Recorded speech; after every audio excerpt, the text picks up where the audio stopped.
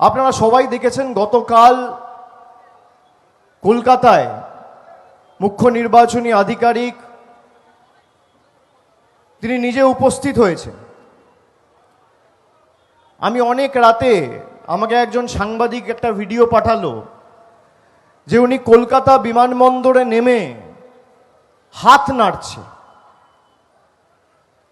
একটা লোক তার এতটুকু অপরাধ বোধ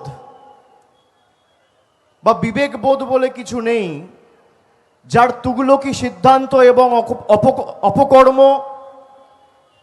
অনাচার এবং অত্যাচারের কারণে প্রায় 200 জন বঙ্গবাসী মারা গেছেন, আত্মঘাতী হয়েছেন।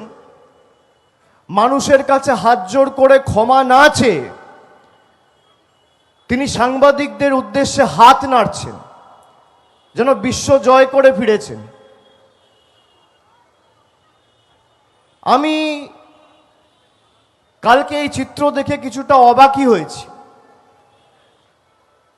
যে এদের মনুষ্যত্ব বলে কিছু নেই।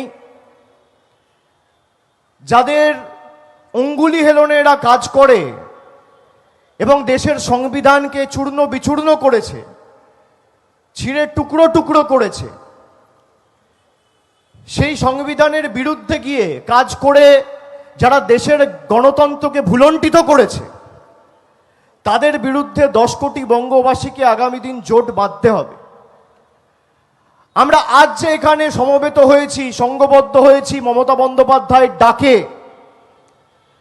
আমরা জানি ইতিমধ্যে প্রায় 60,07,000 জল জ্যান্ত জীবিত ভোটার জোর জবরদস্তি তাদের নাম আন্ডার অ্যাডজুডিকেশন করে রাখা হয়েছে যাতে তারা ভোট না দিতে পারে।